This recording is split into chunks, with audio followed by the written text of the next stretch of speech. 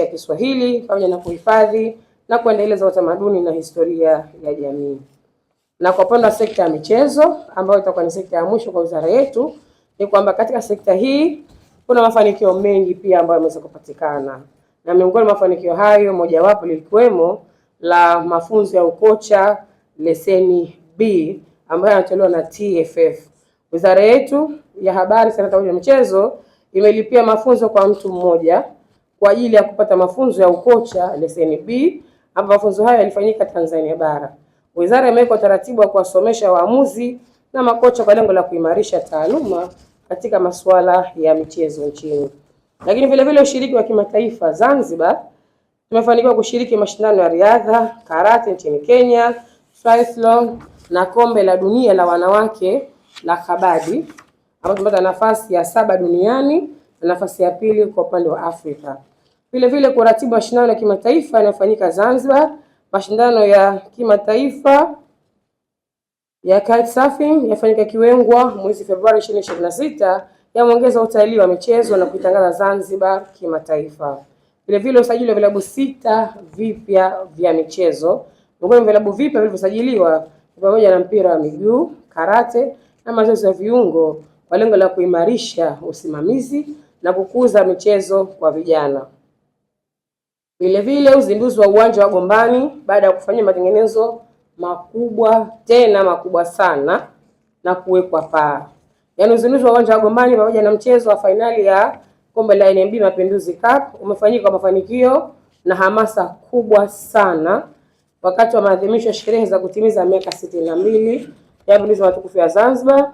Na katika sherehe hiyo mwenye rasmi alikuwa ni Mheshimiwa mwenyewe Rais wa Zanzibar, Mwenyekiti wa Waziri wa Mapinduzi Dr. Hussein Ali Hassan Mwinyi.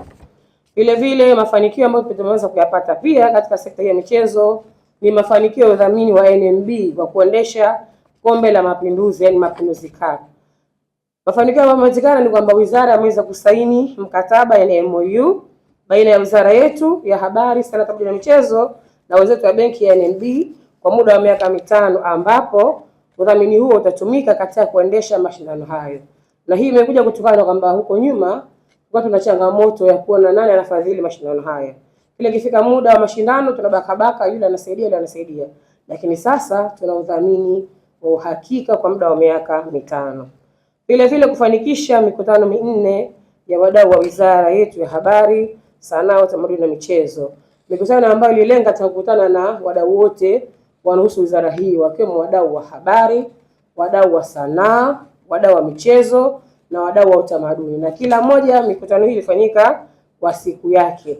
Na lengo lilikuwa katika kuona, kutatua na kupiga hatua katika kuleta maendeleo kwa wananchi, lakini pia kusikia wadau hawa wanasemaje kuhusiana na kuimarisha, kukuza, lakini kujenga na kuendeleza sekta zetu hizi 4 ndani ya wizara yetu katika kipindi hiki cha awamu ya pili ya Dr. Hussein Ali Hassan Mwinyi. Mafanikio mengine ambayo tumeweza kufanikiwa ni katika kuendelea kusimamia ujenzi wa viwanja vya michezo, ikiwemo mradi wa ujenzi wa mji wa michezo yani Afcon City ambao unajengwa Fumba.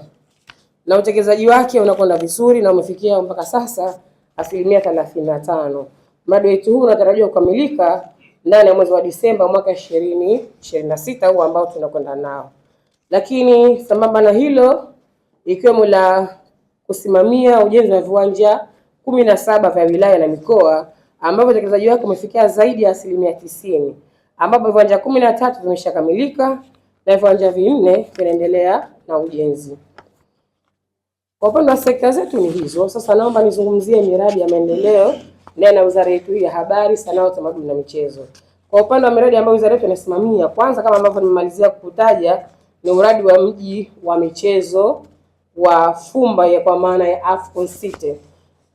Mradi huu unajengwa katika eneo la Fumba Zanzibar, na niwaombe wale ambao bado hawajaikwenda waende wakaone historia ambayo Mheshimiwa Dr. Hussein Mwinyi anaiandika ndani ya Zanzibar yetu.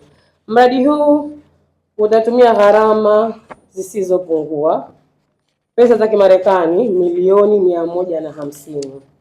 Na mradi upo katika hatua ya ujenzi wa muundo mkuu yani structural works, ikijumuisha uwekaji wa nondo, ujenzi wa beam, kumwaga zege na ujenzi wa kuta, ambapo hadi sasa utekelezaji wake umeshafikia 35%.